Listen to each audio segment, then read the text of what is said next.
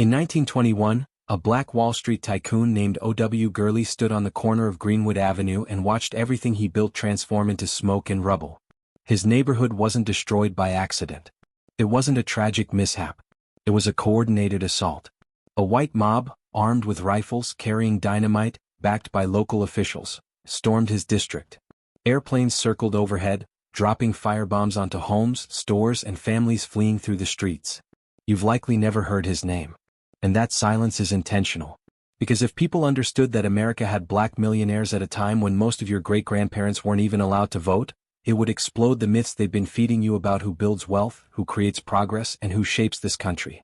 Let's talk about the 7 names they buried, on purpose. Between the 1890s and the 1930s, something extraordinary happened in the United States. Something so powerful, so inconvenient for white supremacy, that historians simply pretended it didn't exist. Despite living under Jim Crow, despite enduring racial terror, despite dealing with laws designed to crush them, black Americans built wealth that rivaled white elites. In cities like Tulsa, Oklahoma, Durham, North Carolina, Jackson, Mississippi, and in dozens of smaller towns that no textbook ever mentioned, black entrepreneurs built banks, newspapers, oil companies, insurance firms, luxury hotels, real estate empires, and some of the most vibrant business districts in the nation. They weren't just scraping by. They were prospering. And that success threatened the entire ideology of white supremacy. Because here's the part they never want you to grasp. Every successful black millionaire was living proof that the foundation of white supremacy was a lie. The system depended on convincing America, and convincing white children especially, that black people were naturally incapable, that they could never innovate, never lead, never build or sustain real wealth. But when Black Wall Street had more millionaires per square mile than many white neighborhoods, when black women were out-earning white businessmen, when formerly enslaved people became landowners, business moguls, and philanthropists within a single generation, white supremacy had a crisis. So the system did what it always does when its worldview is threatened. It attacked. It rewrote laws. It unleashed violence. And then it erased the evidence. They burned thriving towns. They exiled the families. They seized property. And afterward they rewrote the history books as if none of it ever existed. Let's start with the woman white historians could not mentally handle. Madam C.J. Walker. She entered this world as Sarah Breedlove in 1867, the daughter of enslaved parents on a Louisiana plantation. Orphaned at 7. Married at 14. Widowed by 20 with a little girl to feed. She scraped by as a washerwoman, earning barely $1 a day. The stress, the chemicals, the brutal working conditions caused her hair to fall out in patches. So she did what real innovators do. She recognized a problem and she created a solution. Walker developed a specialized line of hair care products for black women, then built a national sales network that would make today's MLM companies look like amateurs. By 1910, she was employing thousands of black women across the country, offering financial freedom and purpose at a time when most black women were confined to domestic labor. By 1919, she was worth over $1 million, making her the first self-made female millionaire in all of America, not just the first black woman. She built a mansion in New York, situated near Rockefeller's estate, just to assert that black excellence could stand wherever white wealth stood. And what did white historians do to her legacy? They buried it. They minimized her. They credited her success to white advisors. They suggested she got lucky. Some textbooks mentioned her in a single, dismissive sentence, if they mentioned her at all. Because acknowledging that a black woman, born to enslaved parents, outperformed the industrial titans of her era would shatter the lie. And while Walker was rising, another black woman was building an empire even larger. Annie Turnbow Malone.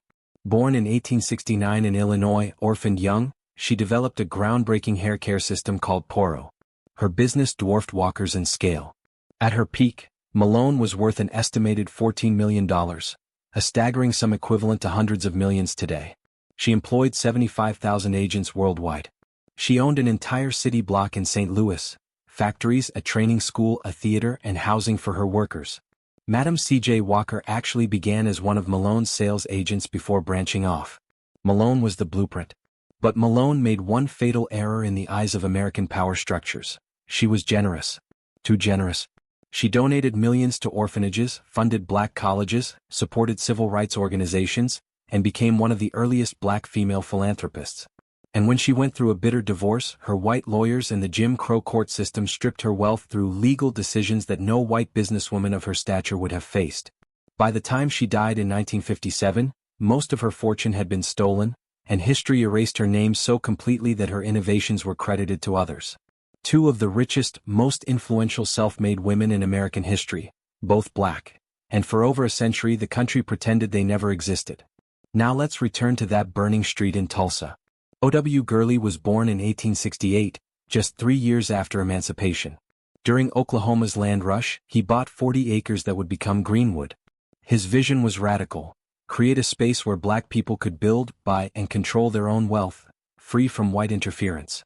So Gurley sold land only to black buyers, opened a rooming house and grocery store, and attracted other entrepreneurs. Within 20 years, Greenwood became the wealthiest black community in the United States. By 1921, the 35-block district had 300-plus black-owned businesses: banks, hotels, movie theaters, law offices, medical practices, a hospital, schools, a bus system, dozens of restaurants, luxury automobiles on the streets, multiple millionaires. Black residents called it Little Africa. White residents called it Black Wall Street. A newspaper described it as having more than a dozen churches, multiple hotels, theaters, schools, its own water system, and hundreds of thriving businesses. This in the middle of the Jim Crow South. And then came May 31, 1921. One accusation. A lie. A spark. A black teenager, Dick Rowland, was accused of assaulting a white elevator operator. He didn't do it. But the truth didn't matter. A white mob, thousands strong, many deputized, invaded Greenwood with guns and torches. Eyewitnesses reported airplanes dropping incendiary explosives from above. More than 300 black Americans were murdered. Over 10,000 were left homeless. 35 blocks were reduced to ashes. Gurley's empire, along with everything built by Greenwood's millionaires, was obliterated. And the city of Tulsa ensured rebuilding would be nearly impossible, changing fire codes, zoning laws, blocking funding, refusing insurance payouts. Then Oklahoma removed the massacre from textbooks for 75 years. Erased it entirely. Because acknowledging what happened would require admitting that black wealth didn't just exist. It was destroyed. And Gurley wasn't alone. In Memphis, Tennessee, Robert Reed Church Sr. had already proven what black economic power could look like. Born enslaved in 1839, surviving the Memphis Massacre of 1866 despite being shot in the head, Church started with $50, bought land, and built a fortune. By 1912 he was the first black millionaire in the South, owning real estate, saloons, and eventually founding Solvent Savings Bank, one of the earliest black-owned banks. When Memphis tried to segregate parks and deny black people public spaces, Church didn't protest or plead. He built Church Park and Auditorium, a massive, beautiful cultural center funded entirely with his own money. Presidents and civil rights leaders spoke there. His message was simple and revolutionary: if you shut us out of your world, we'll create a better one ourselves. His daughter, Mary Church Terrell, became one of the first black women in America to earn a college degree and grew into a national civil rights leader. These stories weren't forgotten by accident. They were buried deliberately. Because if America admitted the truth, that black wealth flourished despite the odds, its entire racial mythology would collapse. For decades, mainstream American history barely whispered the name Church, because the success of that family shattered every comfortable narrative about black people needing white generosity to achieve anything. The Church family proved the opposite. They did it on their own, with no institutional backing, while facing open hostility and violent resistance. Their triumphs contradicted the carefully crafted myth that black prosperity was impossible without white intervention, and that alone made them dangerous to the people writing the textbooks. But there is another name, someone who may have been the wealthiest of them all, whose story is so intentionally obscured that even today historians are still reconstructing it piece by fragmented piece. Mary Ellen Pleasant. She was born around 1814, perhaps enslaved, perhaps free. The historical record is hazy because much of her documentation was intentionally destroyed. What we know for certain is that by the 1850s she was living in San Francisco, working alternately as a cook, an entrepreneur, and a silent investor. And behind the scenes, she had become one of the richest financiers on the entire West Coast. Some estimates place her wealth at the equivalent of $30 million today. And Pleasant did something with that money that still shocks people when they hear it. She helped fund John Brown's raid on Harper's Ferry. Yes, that John Brown, the radical abolitionist who attempted to launch an armed uprising to end slavery. Pleasant gave him $30,000 in financial support, making her one of the largest backers of armed resistance in American history. After the Civil War, she didn't disappear into luxury. She went to war again, this time in the courts. In 1866, she sued San Francisco streetcar companies for racial discrimination. And she won nearly a century, 90 years, before Rosa Parks would ignite the Montgomery bus boycott. Pleasant kept building real estate, boarding houses, investments, partnerships. But when a white business partner betrayed her and dragged her into a legal dispute, white newspapers unleashed a coordinated defamation campaign. They called her a voodoo queen, a demon. Racist courts sided against her every time, stripping her wealth through fraudulent rulings and legal trickery designed to ruin her. By the time Mary Ellen Pleasant died in 1904, her fortune had been stolen, her legacy buried under slander, and her role as a civil rights pioneer nearly erased from public memory. She was the mother of civil rights in California, and history intentionally buried her. Now let's move to Birmingham, Alabama. There, a man named A.G. Gaston was born in a log cabin in 1892. His parents had been enslaved. He began life with absolutely nothing. As a child he sold firewood and peanuts for pennies. As a teenager he labored in the coal mines, earning barely enough to survive. But Gaston had vision. By the 1920s he was already running multiple small ventures. And over the next decades he built an empire. Gaston founded an insurance company, a chain of funeral homes, a motel, a savings and loan bank, real estate holdings, numerous other enterprises. He became one of the most influential black businessmen in the South. At his death in 1996, at 103 years old, Gaston's net worth stood at roughly $130 million. But Gaston's significance goes far beyond wealth. His story embodies strategic resistance. In 1963, when Dr. Martin Luther King Jr. and the Southern Christian Leadership Conference came to Birmingham, they needed a secure base of operations. They needed resources. They needed a place the movement could build from. They used Gaston's Motel as their headquarters. Leaders slept there, organized there, planned there.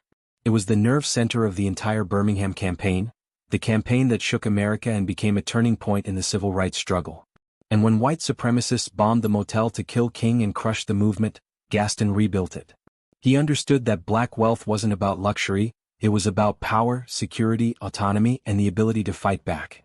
Gaston's life proves why these stories were erased, because black prosperity posed a direct threat to a white supremacist system built on the idea that black people should remain powerless.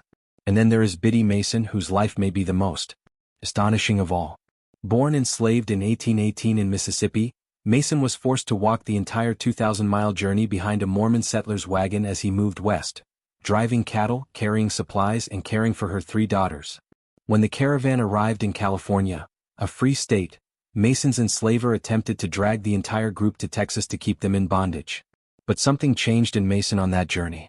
She had learned her own value, and she refused to let her daughters be stolen into slavery again. In 1856, Biddy Mason sued for her freedom in a California court. And she won. With nothing but her expertise as a nurse and midwife, Mason began purchasing small plots of land in Los Angeles. She reinvested. She learned the market. She watched the city expand. By the 1880s, Biddy Mason was among the wealthiest black landowners in Los Angeles, worth over $300,000, the equivalent of several $1 million today. Like so many others on this list, she used her wealth to uplift her people. She paid property taxes for families at risk of losing their homes. She funded schools, churches, and community groups. She visited incarcerated people and assisted the poor. She opened her home as a refuge for those without shelter. And when she died in 1891, white Los Angeles attempted one last act of erasure. They buried her in an unmarked grave. For almost a century her story vanished. Until a historian digging through faded property records uncovered her name, and realized Los Angeles had been built, in part, by a woman the city deliberately tried to forget. Now we reach the truth they never wanted future generations to know. These 7 names are just the surface. Historians believe there were hundreds of black millionaires between 1865 and 1930. But their records were often destroyed in courthouse fires, race riots, and deliberate archival sabotage. The Tulsa Massacre was not unique. Between 1898 and 1923, at least 26 thriving black towns or economic centers were wiped out by white mobs, often with police and government cooperation. Rosewood, Florida. Wilmington, North Carolina. Elaine, Arkansas. Forsyth County, Georgia. Slocum, Texas. The pattern never changed: burn the buildings, kill the resistors, steal the land. Erase the evidence. Rewrite the narrative. This wasn't random violence, it was policy. The system didn't just take their wealth. It stole their proof of existence. Because if Americans knew the truth, that Black Americans created wealth despite enslavement, despite Jim Crow, despite terrorism, then every excuse for the racial wealth gap collapses instantly. People couldn't say Black people just need to work harder, when the evidence shows they did work harder, and their progress was literally bombed out of existence. People couldn't claim Black people don't succeed in business, when the evidence shows they built entire economic ecosystems that white mobs destroyed. The erasure was not an accident. It was a strategy. So why does this matter today? Because every time someone claims that Black Americans are solely responsible for their own poverty, they are repeating a lie built on burned towns, stolen fortunes, and erased memories. Black Americans did build wealth, again and again. They built it under conditions that would break most people. And when they succeeded, the system tore it apart and pretended it never existed. The racial wealth gap is not the result of laziness or lack of ability. It is the result of state-sanctioned terror, legalized theft, and a century of historical deletion. Madam C.J. Walker, O.W. Gurley, Robert Reed Church, Mary Ellen Pleasant, Annie Malone, A.G. Gaston, Biddy Mason. Say their names. Share their stories. Learn the hundreds more. Because the greatest threat to oppression has always been memory. These 7 people proved that Black excellence isn't new, it has always been here. The receipts existed. They just burned them and hoped you'd never ask questions. But now you know. And knowing changes everything.